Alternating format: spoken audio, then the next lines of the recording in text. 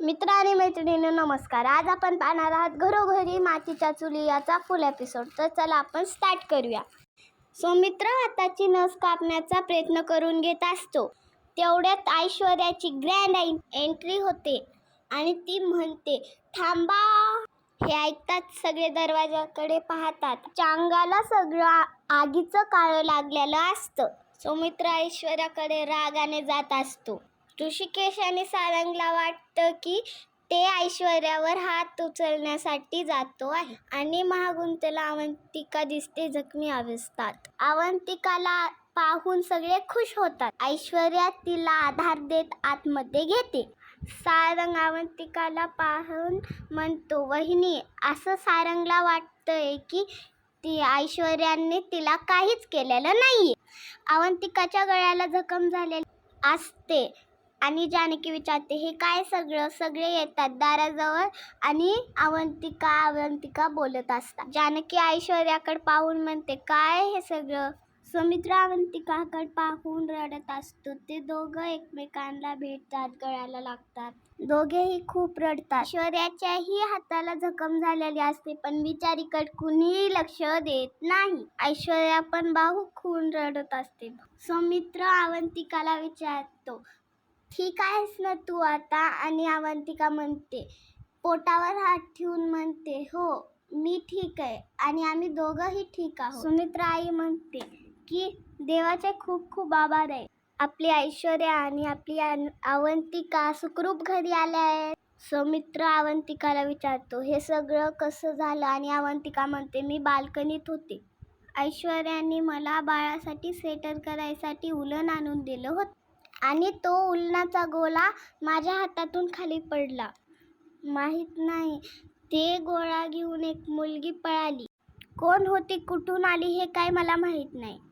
मी तिच्या मागं पिल्लू थांब असं म्हणत मागं पळाले आणि तिथे एक व्हॅन थांबलेली होती. तिथे एक माणूस आला आणि त्यानं रुमालानं मला बेशुद्ध केलं आणि व्हॅनमध्ये टाकलं. अवंतिका सांगत असते की मला जेव्हा शुद्धी आली, मी जेव्हा शुद्धीवर होते तेव्हा मी पाहिलं की सगळीकडे आग लागलेली होती आणि मी ओरडत होते, वाचवा वाचवा, कुणी आहे का, वाचवा. मी खूप घाबरले होते आणि त्या धुरामुळे मी परत बेशुद्ध झाले. मित्र ऐश्वर्याकडे बोट दाखवत म्हणतो, म्हणजे तू ऐश्वर्यामुळे बाहेर गेली? मित्र आता रागात येतो आणि म्हणतो, मी म्हणालो होतो ना तुम्हाला, हे सगळं ऐश्वर्याचं कारस्थान आहे. हे ऐकून ऐश्वर्या खूप नाराज होते आणि रडत असते. सौमित्र पुढे ऐश्वर्याला म्हणतो, ही बाई जोपर्यंत आपल्या घरात आहे तोपर्यंत आपलं घर असंच तुटणार आहे. ऋषिकेश सौमित्राची समजूत काढण्याचा प्रयत्न करत असतो पण सौमित्र खूप रागात असतो आणि ऋषिकेशला म्हणतो, नाही दादा, बस झालं आता, बस. आता या घरामध्ये मी राहील नाही तर ही. अवंतिकाही आता तितक्याच रागाने उठून म्हणते, ऐश्वर्या कुठेही जाणार नाही सौमित्र अवंतिकाला म्हणतो, अगं पण हिने तुझ्या बाबतीत. त्याचं बोलणं मध्येच कट करत अवंतिका म्हणते, तिच्याबद्दल तुझ्या मनामध्ये खूप गैरसमज आहेत. अवंतिका पुढे त्याला म्हणते, तुला वाटतं ना ती इथे असणे सेफ नाहीये? अरे पण तिच्यामुळे मी सेफ आहे आणि माझं बाळ सुद्धा. तिने स्वतःचा जीव पणाला लावून माझा जीव वाचवला. बघ तिची अवस्था काय झाली आहे ती. बघ जरा तिच्या हाताकडे, तिला लागलंय, भाजलंय आणि हे सगळं तिने माझ्यासाठी केले. हे ऐकून आता सगळ्यांचं लक्ष ऐश्वर्याकडे जातं आणि सारंग ऐश्वर्याच्या हाताला पाहून म्हणतो, किती लागलंय तुम्हाला? मी आणतो काहीतरी. त्यावर ऐश्वर्या म्हणते, नाही ठीक आहे मी आता जानकी ऐश्वर्याला विचारते, अगं हे सगळं काय आहे सांग बरं. तेव्हा ऐश्वर्या सांगते, मी अवंतिकाला शोधत होते पण ती मला कुठेच दिसली नाही आणि तेव्हा तिचा फोन वाजला.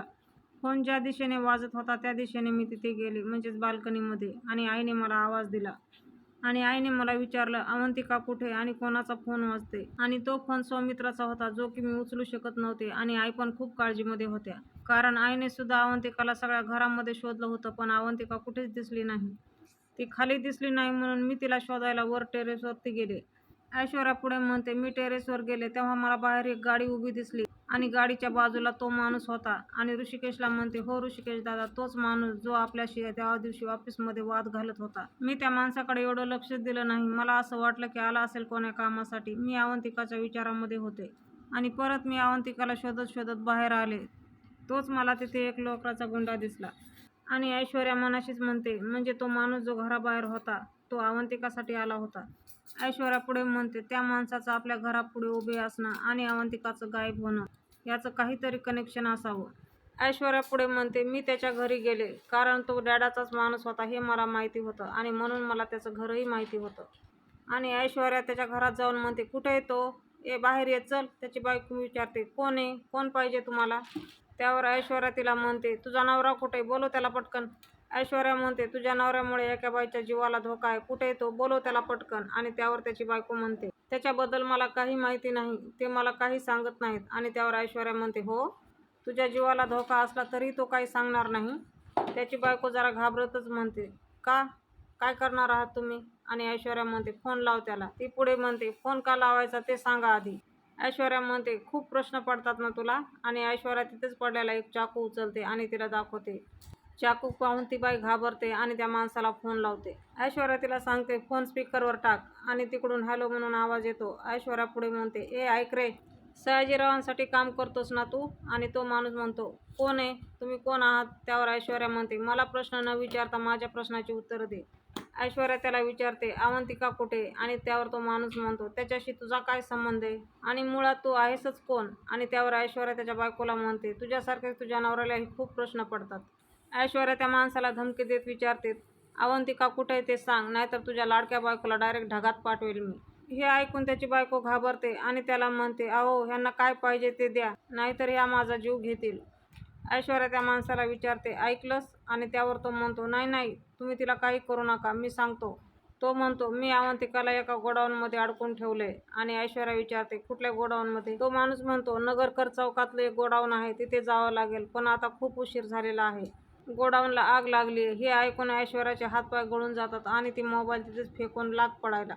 ऐश्वर्या पुढे सांगते मी त्या गोडाऊनमध्ये गेले तेव्हा सगळीकडे आग लागलेली होती. ऐश्वर्या अवंतिकाला हाका मारत पुढे जात असते अवंतिका अवंतिका, पण अवंतिकाला ऐश्वर्याचा कसल्याही प्रकारचा आवाज येत नाही. आगीने मात्र रौद्र रूप धारण केलेलं असतं. ऐश्वर्या अवंतिकाला शोधत शोधत पार पुढे गेलेली असते आणि थोड्याच वेळामध्ये अवंतिका ऐश्वर्याला बेशुद्ध अवस्थेमध्ये दिसते.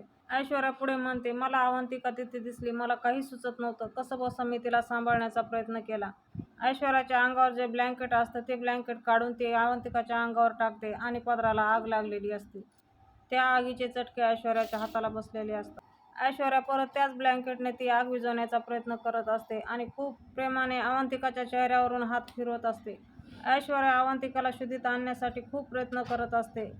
ऐश्वर्या म्हणते अवंतिका उठ, मी आले, उठ, काही नाही होणार तुला, उठ, असं म्हणत ती अवंतिकाला उठवण्याचा प्रयत्न करत असते. आणि ऐश्वर्या पुढे सांगते त्यावेळी मी सुद्धा खूप घाबरून गेले होते. कसं बसं स्वतःला सावरलं आणि अवंतिकाला गुंडाळून हॉस्पिटलमध्ये घेऊन गेले आणि तिच्यावर उपचार करून तिला सेफली घरी घेऊन आले. अवंतिका सौमित्राला म्हणते तू कायम जिच्यावर संशय घेत आलास, आज त्याच मुलीने स्वतःचा जीव धोक्यात टाकून माझा जीव वाचवला. अवंतिका पुढे सौमित्राला म्हणते आज जर ऐश्वर्या नसती ना तर तुझ्या पुढे उभीच नसते मी. जानकी सौमित्राला प्रश्न विचारते बघितलं भाऊजी, ऐश्वर्याने काय केलंय आज? आता तरी तुम्ही तिच्यावर विश्वास ठेवणार आहात की नाही? ऐश्वर्या हे सगळं ऐकून सौमित्राला विचारते अजूनही जर तुला हे सगळं पाहून असं वाटत असेल मी विश्वासाच्या पात्रतेची नाहीये तर मी हे घर सोडून जायला तयार आहे. जानकी ऐश्वर्याला म्हणते अगं काही काय बोलतेस तू? आणि त्यावर सारंग म्हणतो नाही वहिनी, ऐश्वर्या बरोबर बोलतायत. सारंग म्हणतो मनात जर आडी असेल ना तर एकत्र राहून काही फायदा नाहीये, रोज फक्त भांडणच होतील. सारंग पुढे म्हणतो त्यापेक्षा मी आणि ऐश्वर्या आमचं सामान बांधतो आणि या घरातून कायमचं निघून जातो. हे ऐकून सगळ्यांना धक्का बसतो. सारंग पुढे म्हणतो ह्यातच सगळ्यांचा फायदा आहे. सारंग ऐश्वर्याला घेऊन त्याच्या रूममध्ये जातच असतो. तोच सौमित्र आडवा होतो आणि म्हणतो थांब सारंग, तुम्ही कुठेही जात नाही आहात, मला माझी फॅमिली हवी आहे. हे ऐकून अवंतिकाला खूप आनंद होतो. आपण सगळ्यांनी एकत्र असायला हवं. जानकी वहिनी म्हणते तसं एकीच आपली ताकद आहे. आणि सौमित्र जानकीला म्हणतो वहिनी माझा आज खरंच विश्वास बसलाय, ऐश्वर्या खरंच बदलली आहे. तुम्हाला काय वाटतं मैत्रिणी, खरंच ऐश्वर्या बदलली असेल की मालिकेचा शेवट असेल? नक्की कमेंट करून सांगा. सौमित्र पुढे म्हणतो पूर्वीची ऐश्वर्या असती तर असं वागली नसती. सौमित्र ऐश्वर्या पुढे हात जोडतो आणि म्हणतो ऐश्वर्या आतापर्यंत मी जो काही तुझ्याशी वागलोय त्याच्याबद्दल खरंच सॉरी. तू काही फक्त अवंतिकाचा जीव नाही वाचवलायस, तू माझा सुद्धा जीव वाचवलायस. हे ऐकून सगळ्यांच्या डोळ्यामध्ये आनंद अश्रू असतात आणि त्यावर ऐश्वर्या म्हणते प्लीज सौमित्र, थँक्यू म्हणून मला परक नकोस करू. तुम्ही सगळ्यांनी मिळून मला आपलंसं करावं म्हणून मी या घरामध्ये परत आली. ऐश्वर्या पुढे म्हणते, आता जे झालं ते झालं. आता आपण मागचं सगळं विसरून नव्याने सुरुवात करूया. आणि त्यावर सौमित्र हो मध्ये मान हलवतो. सौमित्र सारंगची सुद्धा माफी मागतो आणि त्याला म्हणतो, मी मोठा भाऊ असून सुद्धा तुझी कॉलर धरली. तू तुझ्या मोठ्या भावाला माफ करशील का रे? असं म्हणून दोघंही रडतात आणि गळ्याला पडतात. हे सगळं पाहून नाना म्हणतात, अरे बस करा ना पोरांनो, आता किती रडवाल आम्हाला. नाना पुढे म्हणतात, तुमच्या मनातली सगळी जळमट आता दूर झाली आहेत ना, त्याबद्दल आता देवाचे आभार माना. आणि आता आनंदानं, गुण्यागोविंदानं आणि प्रेमाने राहा. जानकी नानाला म्हणते, नाना माझ्या मनात एक शंका आली आहे. आपली अवंतिका सुखरूप घरी आली, पण ज्या आगीमध्ये जी व्यक्ती जळाली आहे ती व्यक्ती कोण होती? आपण कोणावर अंत्यसंस्कार केले? जानकी अवंतिकाचं नाव घेते आणि अवंतिका म्हणते, नाही वहिनी, आम्हालाही याची काहीच कल्पना नाही. आणि ऐश्वर्या थोडा विचार करत असते. जानकी पुढे म्हणते, जे काही असेल ना ते आपण पोलिसांना जाऊन सांगायला हवं. आणि त्यावर ऋषिकेश म्हणतो, त्यासाठी अवंतिकाला आपल्याला पोलीस स्टेशनला न्यावं लागेल. आणि सौमित्र म्हणतो, अरे पण अवंतिकाला अशा अवस्थेमध्ये. आणि अवंतिका म्हणते, अशा अवस्थेमध्ये सुद्धा मी पोलीस स्टेशनमध्ये यायला तयार आहे आणि आपल्याला ते जावंच लागणार आहे. अवंतिका ऋषिकेशला म्हणते, दादा मी ठीक आहे, चला आपण जाऊया पोलीस स्टेशनला. असं म्हणून सौमित्र तिला आधार देत बाहेर घेऊन जातो. आणि मैत्रिणींनो, आजचा एपिसोड त्यांनी इथंच संपवलाय. उद्याच्या एपिसोडमध्ये आपल्याला असं पाहायला भेटणार आहे, जानकी ऐश्वर्याला म्हणते, एकदा नाही दोनदा नाही तब्बल 3दा अवंतिकावर हल्ला झालाय. कोण करतं हे हल्ले? आणि ऐश्वर्याला म्हणते, आपण काहीतरी करायला हवं ऐश्वर्या, मला नाही सुचत आहे मी काय करू. आणि त्यावर ऐश्वर्या म्हणते, माझ्याकडे एक प्लॅन आहे. हे जे कोणी काही घडून आणतंय ना त्याचा कायमचा बंदोबस्त करायचा.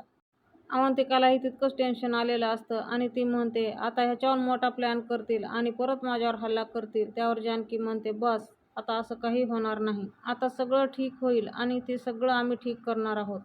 मैत्रिणी, तुम्हाला आजचा एपिसोड कसा वाटला मला नक्की कमेंट करून सांगा. आणि असेच नवनवीन आणि फुल अपडेट्ससाठी आजच आपलं चॅनल सबस्क्राईब करा. बेल आयकॉन प्रेस करायला विसरू नका. व्हिडिओ आवडला असेल तर एखादं लाईक नक्कीच करा. भेटूया आपण उद्याच्या. आणि हो, तुम्हाला नक्की कोणती सिरियल पाहायला आवडेल हे मला कमेंट करून सांगा. आपण त्याच सिरियलवर काम करू.